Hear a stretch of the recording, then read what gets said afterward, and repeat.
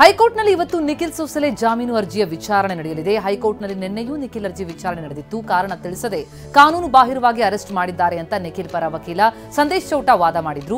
Writ ಅರ್ಜಿಗಳ ವಿಚಾರಣೆಯನ್ನು high court ಮುಂದೂಡಿತ್ತು. ಕಾಲ್ತುಳಿತ ಪ್ರಕರಣದ ಬೆನ್ನಲ್ಲೇ ಆರೋಗ್ಯ ಇಲಾಖೆ ಎಚ್ಚೆತ್ತುಕೊಂಡಿದ್ದು ಕಾರ್ಯಕ್ರಮಗಳಿಗೆ ಗೈಡ್ಲೈನ್ಸ್ ಕೊಡೋದಕ್ಕೆ ಆರೋಗ್ಯ ಇಲಾಖೆ ಸಜ್ಜಾಗಿದೆ. ಹೆಚ್ಚು ಜನ ಸೇರೋ ಕಡೆ ಇಲಾಖೆ ಅನುಮತಿ ಕಡ್ಡಾಯಗೊಳಿಸಲು ನಿರ್ಧರಿಸಿದೆ. ಘಟನೆ ವೇಳೆ ವೈದ್ಯರು ಆಂಬ್ಯುಲೆನ್ಸ್ ಇರಲಿಲ್ಲ ಎಂಬ ಟೀಕೆ ವ್ಯಕ್ತವಾಗಿತ್ತು. ಕಾಲ್ತುಳಿತ ದುರಂತ ಪ್ರಕರಣ ಈಗ ಐಎಎಸ್ ಹಾಗೂ ಐಪಿಎಸ್ ಅಧಿಕಾರಿಗಳ ಮುಸುಕಿನ ಗುದ್ದಾಟಕ್ಕೆ ಕಾರಣ ಆಗಿದೆ. ತಪ್ಪು ಇಲ್ಲದೇ ಇದ್ರೂ 5 ಅಧಿಕಾರಿಗಳನ್ನು ಅಮಾನತು ಮಾಡಲಾಗಿದೆ. ಐಎಎಸ್ ಅಧಿಕಾರಿ ಸತ್ಯವತಿ ವಿರುದ್ಧ ಯಾವುದೇ ಕ್ರಮ ಕೈಗೊಂಡಿಲ್ಲ. ಐಪಿಎಸ್ ಅಧಿಕಾರಿಗಳ ಅಮಾನತು ವಾಪಸ್ ಪಡೆಯುವಂತೆ ಭಾರತೀಯ ಪೊಲೀಸ್ ಒಕ್ಕೂಟದಿಂದ ಸಿಎಂಗೆ ಪತ್ರ ಬರೆಯಲಾಗಿದೆ. ಜೂನ್ 4ರ ರಾಜ್ಯದ ಇತಿಹಾಸದಲ್ಲಿ ಕರಾಳ ದಿನ ಅಂತ ಬಿವೈ ವಿಜಯೇಂದ್ರ ವಾಗ್ದಾಳಿ ಮಾಡಿದ್ದಾರೆ. ಆರ್ಸಿಬಿ ಕಪ್ ಗೆದ್ದ ಬಳಿಕ ದೇಶದಲ್ಲಿ ಸಂಭ್ರಮಾಚರಣೆಯಾಗಿತ್ತು. ಆದರೆ ಬೆಂಗಳೂರಿನಲ್ಲಿ ಇಬ್ಬರು ದಿಗ್ಗಜರ ನಡುವೆ ಪೈಪೋಟಿ ನಡೆಯಿತು. ಸ್ವಲ್ಪ ಏರುಪೇರಾಗಿದ್ದರೆ ಡಿಕೆ ಅವರೇ ಕಪ್ ಹಿಡ್ಕೊಂಡು ಹೋಗ್ತಿದ್ರು ಅಂತ ಕಿಡಿಕಾರಿದ್ದಾರೆ. ಸರ್ಕಾರದ ಕ್ರಿಮಿನಲ್ ಅಫೆನ್ಸ್ನಿಂದಾಗಿ 11 ಜನರ ಸಾವಾಗಿದೆ ಅಂತ ವಿಜೇಂದ್ರ ಆರೋಪಿಸಿದ್ದಾರೆ. ಕಾಲ್ತುಳಿತದಲ್ಲಿ ಮೊಮ್ಮಗ ಮೃತಪಟ್ಟಿದ್ದಕ್ಕೆ ಅಜ್ಜಿ ನಿನ್ನೆ ಪ್ರಾಣ ಬಿಟ್ಟಿದ್ದಾರೆ. ಕಾಲ್ತುಳಿತಕ್ಕೆ ಆರ್ಸಿಬಿ ಅಭಿಮಾನಿಗಳು ಬಲಿಯಾಗಿದ್ದಾರೆ. ಕೈತುಳಿತಕ್ಕೆ ಪೊಲೀಸರು ಬಲಿಯಾಗಿದ್ದಾರೆ ಅಂತ ವಾಗ್ದಾಳಿ ನಡೆಸಿದ್ದಾರೆ. ಹೈಕಮಾಂಡ್ ನಾಯಕರು ಸಿಎಂ ಡಿಸಿಎಂಗೆ ಬುಲಾವ್ ಕೊಟ್ಟಿದ್ದಾರೆ ಅಂತ ಗೃಹ ಸಚಿವ ಪರಮೇಶ್ವರ್ ಹೇಳಿಕೆ ಕೊಟ್ಟಿದ್ದಾರೆ. ದೆಹಲಿಯಲ್ಲಿ ಸಭೆ ನಡೆಯಲಿದೆ. ಆದರೆ ಸಭೆಯ ಅಜೆಂಡಾ ಏನು ಅನ್ನೋದು ಗೊತ್ತಿಲ್ಲ. ಕರೆದ್ರೆ ನಾವು ಹೋಗ್ತೇವೆ, ಆದರೆ ನಮ್ಮನ್ನ ಕರೆದಿಲ್ಲ ಎಂದಿದ್ದಾರೆ.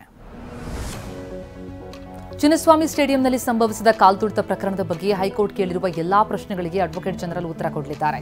ಈ ಬಗ್ಗೆ ಪ್ರತಿಕ್ರಿಯೆ ಕೊಟ್ಟಿರುವ ಗೃಹ ಸಚಿವ ಪರಮೇಶ್ವರ್, ಅಡ್ವೊಕೇಟ್ ಜನರಲ್ ಎಲ್ಲಾ ತಯಾರಿ ಮಾಡಿಕೊಡ್ತಾರೆ. ಸರ್ಕಾರದ ಪರವಾಗಿ ಕೋರ್ಟ್ಗೆ ಉತ್ತರ ನೀಡುತ್ತಾರೆ. ಸಿಎಂ ಸಿಎಸ್ ಅಡ್ವೊಕೇಟ್ ಜನರಲ್ ಚರ್ಚಿಸಿದ್ದಾರೆ ಅಂತ ಹೇಳಿದ್ದಾರೆ. ಬೆಂಗಳೂರಿನ ಚಿನ್ನಸ್ವಾಮಿ ಸ್ಟೇಡಿಯಂನಲ್ಲಿ ನಡೆಯಬೇಕಾಗಿದ್ದಂತಹ ಪಂದ್ಯಗಳು ಶಿಫ್ಟ್ ಆದವು. ನವೆಂಬರ್ನಲ್ಲಿ ನಡೆಯಬೇಕಾಗಿದ್ದಂತಹ ಭಾರತ ಎ ಹಾಗೂ ದಕ್ಷಿಣ ಆಫ್ರಿಕಾ ಎ ನಡುವಿನ 3 ಪಂದ್ಯಗಳನ್ನು ಸ್ಥಳಾಂತರಿಸಲಾಗಿದೆ. ಚಿನ್ನಸ್ವಾಮಿ ಸ್ಟೇಡಿಯಂ ಕಾಲ್ತುಳಿತದ ಬಳಿಕ ಎಚ್ಚೆತ್ತು ಪಂದ್ಯಗಳನ್ನು ಬಿಸಿಸಿಐ ಶಿಫ್ಟ್ ಮಾಡಿದೆ. ಮಹಿಳಾ ವಿಶ್ವಕಪ್ ಏಕದಿನ ಪಂದ್ಯಗಳು ಕೂಡ ಸ್ಥಳಾಂತರವಾಗುವ ಸಾಧ್ಯತೆ ಇದೆ. ಬೆಂಗಳೂರಿನ ಮಾದವಾರದಲ್ಲಿ ಸ್ಕೂಲ್ ಬಸ್ ಪಲ್ಟಿಯಾಗಿದೆ. ಘಟನೆಯಲ್ಲಿ 25ಕ್ಕೂ ಹೆಚ್ಚು ಮಕ್ಕಳಿಗೆ ಸಣ್ಣ ಪುಟ್ಟ ಗಾಯ ಆಗಿದೆ.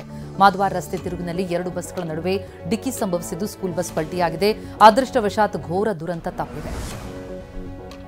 ಬೆಂಗಳೂರಿನಲ್ಲಿ ಆಗಾಗ್ಗೆ ಮನೆ ಬಿಟ್ಟು ಹೋಗ್ತಾ ಇದ್ದ ಹೆಂಡತಿ ನಡೆಯಿಂದ ಬೇಸತ್ತಂತಹ ಗಂಡ ಆತ್ಮಹತ್ಯೆ ಮಾಡಿಕೊಂಡಿದ್ದಾನೆ. ಮನೆಯಲ್ಲೇ ಫ್ಯಾನ್ಗೆ ನೇಣು ಬೆಗೆದುಕೊಂಡು ಗೋವರ್ಧನ್ ಎಂಬಾತ ಸೂಸೈಡ್ ಮಾಡಿಕೊಂಡಿದ್ದಾರೆ. 2 ಮಕ್ಕಳಿದ್ರೂ ಪತ್ನಿ ಆಗಾಗ್ಗೆ ಮನೆ ಬಿಟ್ಟು ಹೋಗ್ತಾ ಇದ್ಲು ಅಂತ ಆರೋಪಿಸಲಾಗಿದೆ. ಚಿಕ್ಕಮಗಳೂರಿನ ಬಲ್ಲಾಳರಾಯನ ದುರ್ಗದಲ್ಲಿ ಟ್ರೆಕ್ಕಿಂಗ್ಗೆ ಅಂತ ತೆರಳಿ ಕಾಡಿನಲ್ಲಿ ದಾರಿ ತಪ್ಪಿದ್ದ 10 ಮಂದಿಯನ್ನು ರಕ್ಷಿಸಲಾಗಿದೆ. ಮೂಡಿಗೆರೆ ತಾಲೂಕಿನ ಬಾಳೂರು ಠಾಣಾ ವ್ಯಾಪ್ತಿಯ ಬಲ್ಲಾಳರಾಯನ ದುರ್ಗದಲ್ಲಿ 10 ಮಂದಿ ದಾರಿ ತಪ್ಪಿದ್ರು. ತಮ್ಮನ್ನು ರಕ್ಷಿಸುವಂತೆ ಪೊಲೀಸರಿಗೆ ಕರೆ ಮಾಡಿದ್ರು. ಕೂಡಲೇ ಅಲರ್ಟ್ ಆದ ಪೊಲೀಸರು ಅರಣ್ಯ ಇಲಾಖೆ ಸಿಬ್ಬಂದಿ ಶೋಧ ಮಾಡಿ 10 ಜನರನ್ನು ರಕ್ಷಿಸಿದ್ದಾರೆ. ಮಂಡ್ಯದಲ್ಲಿ ಸಾಮಾಜಿಕ ಪಿಡುಗು ಪ್ರಕರಣಗಳು ಮತ್ತೆ ಏರಿಕೆಯಾಗ್ತಾ ಇದೆ. ಒಂದೇ ತಿಂಗಳಿನಲ್ಲಿ ಬರೋಬ್ಬರಿ 28 ಬಾಲ್ಯ ವಿವಾಹ ಪ್ರಕರಣಗಳು ದಾಖಲಾಗಿದೆ. ಏಪ್ರಿಲ್ 25ರಿಂದ ಮೇ 25ರವರೆಗೆ 28 ಬಾಲ್ಯ ವಿವಾಹ ಪ್ರಕರಣಗಳು ನಡೆದಿದ್ದು 28ರ ಪೈಕಿ 25 ಬಾಲ್ಯ ವಿವಾಹಗಳನ್ನು ಅಧಿಕಾರಿಗಳು ತಡೆದಿದ್ದಾರೆ.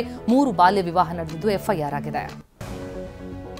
ಮೆಡಿಕಲ್ ಶಾಪ್ನಲ್ಲಿ ಚಿಲ್ಲರೆ ವಿಚಾರಕ್ಕೆ ಮಹಿಳೆಯೊಬ್ಬಳು ಯುವತಿ ಮೇಲೆ ಹಲ್ಲೆ ಮಾಡಿದ್ದಾಳೆ. ಉಡುಪಿ ಜಿಲ್ಲೆ ಕುಂದಾಪುರದ ಮಾವಿನಕಟ್ಟೆಯಲ್ಲಿ ಘಟನೆಯಾಗಿದೆ. ಗ್ರಾಹಕಿ ಯಾಸ್ಮಿನ್ ಎಂಬಾಕೆ 500ರ ಚೇಂಜ್ ಇಲ್ಲ ಅಂತ ಹೇಳಿದ್ದಕ್ಕೆ ಮೆಡಿಕಲ್ ಶಾಪ್ ಸಿಬ್ಬಂದಿ ಲಕ್ಷ್ಮಿ ಮೇಲೆ ಹಲ್ಲೆ ಮಾಡಿದ್ದಾಳೆ. ಹಲ್ಲೆ ದೃಶ್ಯ ಸಿಸಿ ಕ್ಯಾಮೆರಾದಲ್ಲಿ ಸೆರೆಯಾಗಿದೆ. ಬಳ್ಳಾರಿಯಲ್ಲಿ ಆರ್ಟಿಒ ಕಚೇರಿ ಸಿಬ್ಬಂದಿ 16 ಲಕ್ಷ ರೂಪಾಯಿ ಹಣದೊಂದಿಗೆ ನಾಪತ್ತೆಯಾಗಿದ್ದಾರೆ. ಆರ್ಟಿಒ ಖಜಾನೆ ವಿಭಾಗದಲ್ಲಿ ಕೆಲಸ ಮಾಡ್ತಾ ಇದ್ದಂತಹ ರವಿ ತಾವರ್ಕೆಡ ಎಂಬಾತ ಹಣದೊಂದಿಗೆ ಪರಾರಿಯಾಗಿದ್ದಾನೆ. ಕೌಲ್ ಬಜಾರ್ ಪೊಲೀಸ್ ಠಾಣೆಯಲ್ಲಿ ಬಗ್ಗೆ ಕೇಸ್ ಆಗಿದೆ. ದಕ್ಷಿಣ ಭಾರತದಲ್ಲಿ ಮಳೆಯ ಅಬ್ಬರ ಜೋರಾಗಿದ್ದು ರಾತ್ರಿ ಸುರಿದ ಮಳೆಗೆ ತಮಿಳುನಾಡಿನ ಹಲವು ಜಿಲ್ಲೆಗಳು ಜಲಮಯವಾಗಿವೆ. ತಿರುವರೂರು ಸಿಟಿಯಲ್ಲಿ ಧಾರಾಕಾರ ಮಳೆಯಾಗಿದೆ. ರಸ್ತೆಗಳಲ್ಲಿ ಸಂಚರಿಸುವುದಕ್ಕೆ ವಾಹನ ಸವಾರರು ಪರದಾಡಿದ್ದಾರೆ. ಆಪರೇಷನ್ ಸಿಂಧೂರ್ ಪಾಕಿಸ್ತಾನದ ಭಯೋತ್ಪಾದನೆ ವಿಚಾರವನ್ನು ತಿಳಿಸುವುದಕ್ಕೆ ವಿದೇಶಿ ಪ್ರವಾಸ ಕೈಗೊಂಡಿದ್ದ ನಿಯೋಗಗಳನ್ನು ಪ್ರಧಾನಿ ನರೇಂದ್ರ ಮೋದಿ ಸಂಜೆ ಭೇಟಿ ಮಾಡಲಿದ್ದಾರೆ. ಸಂಜೆ 7 ಗಂಟೆಗೆ ಪ್ರಧಾನಿ ನಿವಾಸದಲ್ಲಿಯೇ 7 ನಿಯೋಗಗಳ ಸದಸ್ಯರು ಮೋದಿಯವರನ್ನ ಭೇಟಿಯಾಗಲಿದ್ದಾರೆ. ಮೇಘಾಲಯದಲ್ಲಿ ಮಧ್ಯಪ್ರದೇಶದ ನವವಿವಾಹಿತ ಜೋಡಿಯ ಕಾಣೆ ಮತ್ತು ಪತಿಯ ಹತ್ಯೆ ಪ್ರಕರಣ ದಿನಕ್ಕೊಂದು ರೋಚಕ ತಿರುವು ಪಡೆದುಕೊಳ್ತಾ ಇದೆ. ಪೊಲೀಸರ ತನಿಖೆ ವೇಳೆ ಕಿಲಾಡಿ ಕಿಲ್ಲರ್ ಕಳ್ಳಾಟ ಶುರು ಮಾಡಿದ್ದು, ನಾನು ನನ್ನ ಗಂಡನನ್ನ ಕೊಲೆ ಮಾಡಿಸಿಲ್ಲ, ನಾನು ಕಿಡ್ನಾಪ್ ಆಗಿದ್ದೆ, ಅಲ್ಲಿ ಏನಾಯಿತು ಅನ್ನೋದು ನನಗೆ ಗೊತ್ತಿಲ್ಲ, ನಾನು ಯಾರನ್ನೂ ಕೊಂದಿಲ್ಲ ಅಂತ ಹೇಳ್ತಿದ್ದಾಳಂತೆ. ಅಂತಾರಾಷ್ಟ್ರೀಯ ಬಾಹ್ಯಾಕಾಶ ನಿಲ್ದಾಣಕ್ಕೆ ಪ್ರಯಾಣ 1 ದಿನ ಮುಂದೂಡಲಾಗಿದೆ. ಹವಾಮಾನ ವೈಪರೀತ್ಯದ ಹಿನ್ನೆಲೆ ಸ್ಪೇಸ್ಎಕ್ಸ್ನ ಫಾಲ್ಕನ್ 9 ರಾಕೆಟ್ ಉಡಾವಣೆ ಮುಂದೂಡಿಕೆಯಾಗಿದೆ. ನಾಳೆ ಸಂಜೆ 5:30ಕ್ಕೆ ಭಾರತೀಯ ಶುಭಾಂಶು ಶುಕ್ಲಾ ಸೇರಿದಂತೆ 4 ಗಗನಯಾತ್ರಿಗಳು ಅಂತಾರಾಷ್ಟ್ರೀಯ ಬಾಹ್ಯಾಕಾಶ ನಿಲ್ದಾಣಕ್ಕೆ ತೆರಳಲಿದ್ದಾರೆ.